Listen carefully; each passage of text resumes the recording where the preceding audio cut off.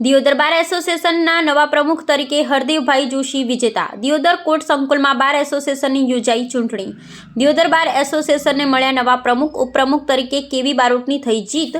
ખજાનચી તરીકે એનડી કછવાની થઈ બિનહરીફ વરણી। સેક્રેટરી તરીકે પીપી ગોસાઈની થઈ નિમણૂક। અહેવાલ રામજીભાઈ રાયગોર, બનાસકાંઠા।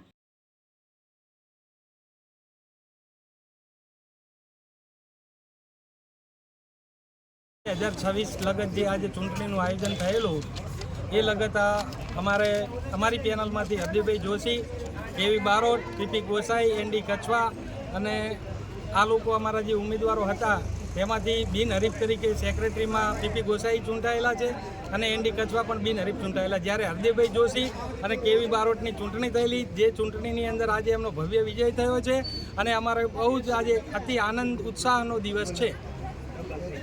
અમારા એસોસિએશનના પ્રમુખ તરીકેની ચૂંટણીમાં મને સારા એવા ભવ્ય મતોથી વિજયી બનાવેલ છે। એ બદલ હું તમામ બારના સભ્યોનો ખૂબ હૃદયપૂર્વક, ભાવપૂર્વક એમને આવકારું છું, આભાર માનું છું।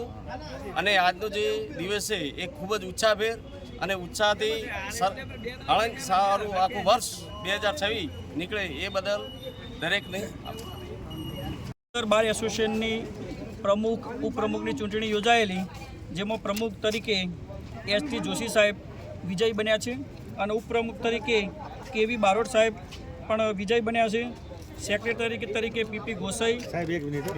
ખુશીનો માહોલ છે। દિયોદર બાર એસોસિએશનની ચૂંટણી યોજાઈ, જેમાં પ્રમુખ તરીકે એસટી જોશી સાહેબ, ઉપપ્રમુખ તરીકે કેવી બારોટ સાહેબ, મંત્રી તરીકે પીપી ગોસાઈ સાહેબ, ખજાનચી તરીકે એનડી કછવા સાહેબ તથા મહિલા મંડળમાંથી લાઇબ્રેરિયન તરીકે KR કિરી સર્વાનુમતે સબ બધા રાજી ખુશીથી જીતીને આવ્યા છે। દરેકના આનંદ ઉત્સાહનો માહોલ છે।